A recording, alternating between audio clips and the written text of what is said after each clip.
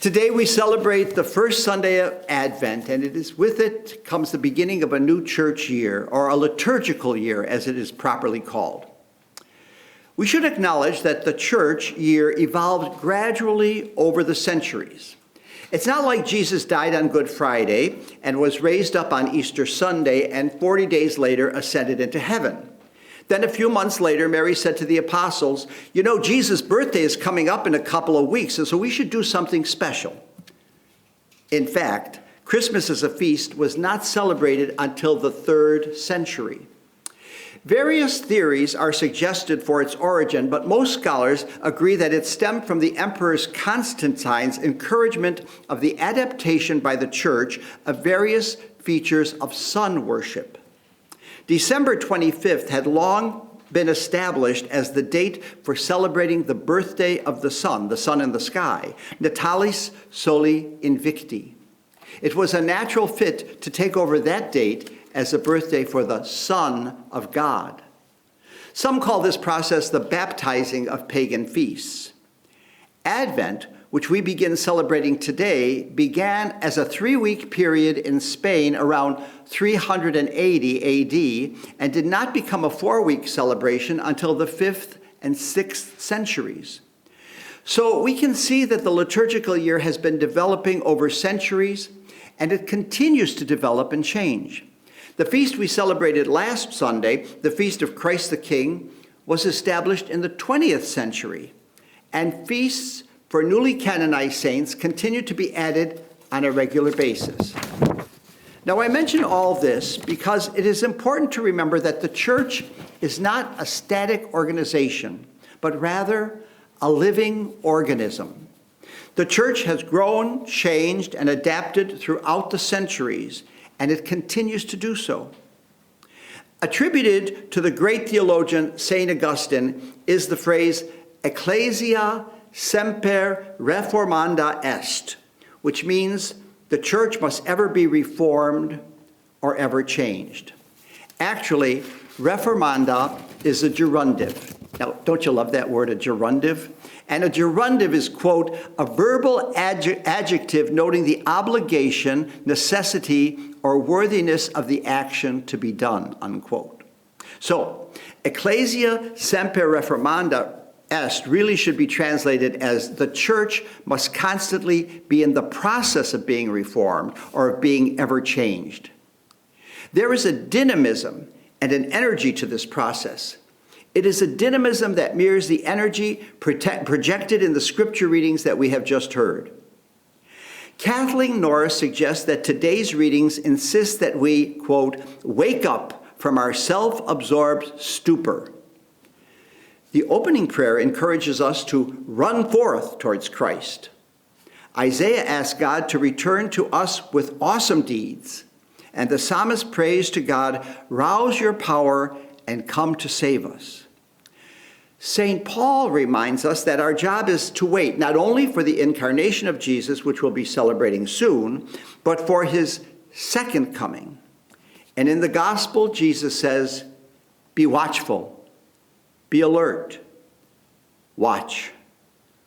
In other words, the scriptures are challenging us not just to go through the motions celebrating yet another Advent season, but in a real sense, that would be impossible. We cannot just go through the motions because this year everything is different. The world is different, the church is different, and we are different. The global pandemic has changed everything and everybody. Like the Israelites in the first reading, we too are experiencing our own time of exile and our struggle to return to a time of normalcy. We can't worship as we used to. We can't gather, sing, shake hands, or embrace. We can't show our faces to each other, and we can't fill our churches. In our nation, we are experiencing not only the pandemic, but also the great division within our society. The economic unraveling of the capitalist system and the economic desperation being suffered by millions of people. The political rancor of the past several months and the racial tension exploding in our cities. And then there is our church, suffering from the burden of the recent and continuing scandals by clergy and hierarchy. There is a sense of betrayal, anger, and abandonment because of the mismanagement and missed opportunities that could have brought such healing to a church in such pain. Here in the Diocese of Buffalo, the pain is exacerbated by the bankruptcy proceedings that threaten to discontinue so many ministries and apostolates that have strengthened us for decades. And the further threat this past week of the state attorney general suing the diocese and its past bishops for moral and financial misdeeds. What are we to do? To help us move forward, our apostolic administrator, Bishop Edward Scharfenberger, has written a pastoral letter for every household in the diocese. Hopefully you received one in the mail this past week.